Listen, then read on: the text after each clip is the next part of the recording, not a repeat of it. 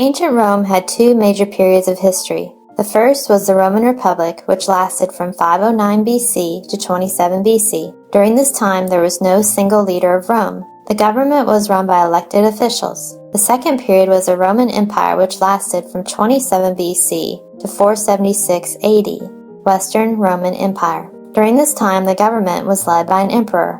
Roman Republic. During the time of the Roman Republic, the top leaders of the Roman government were consuls.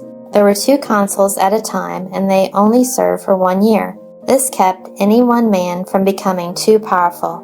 First triumvirate. The fall of the Roman Republic began in 59 BC with an alliance between the 3 powerful Roman politicians, Julius Caesar, Pompey the Great, and Marcus Licinius Crassus. This alliance became known as the First Triumvirate. These 3 men essentially ruled Rome. However, when Crassus died in battle in 53 BC, Pompey turned on Caesar, and the 2 became enemies. Julius Caesar.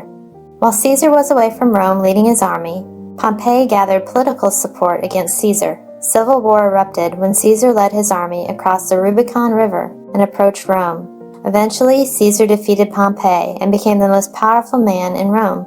Caesar's enemies did not want him to end the Roman Republic and become king, so they assassinated him in 44 BC. Second Triumvirate. After Caesar died, a second triumvirate formed between Mark Antony, Octavian, Caesar's heir, and Lepidus.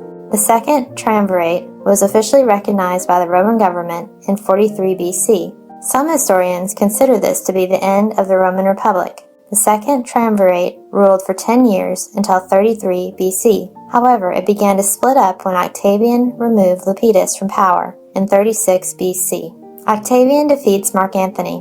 When the second triumvirate came to an end, a civil war began between Octavian and Mark Antony. While Mark Antony was with his army in the eastern portion of the empire, Octavian built a power base in Rome. He soon launched an attack against Mark Antony, who had allied with Cleopatra VII of Egypt. Octavian defeated Mark Antony and Cleopatra at the Battle of Actium in 31 BC.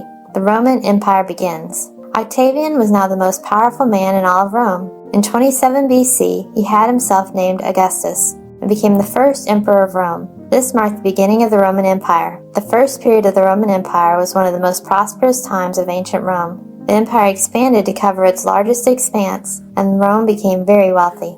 Interesting facts about moving from the Roman Republic to the Roman Empire. Mark Antony married Octavia, Octavian's sister, but he had an affair with Cleopatra VII. The second triumvirate was established by a law called the Lex Titia. The 3 members were ranked above the level of consuls. Octavian was Caesar's heir, but wasn't his son. He was his great-nephew. Mark Antony and Cleopatra both committed suicide when they realized they had lost the war.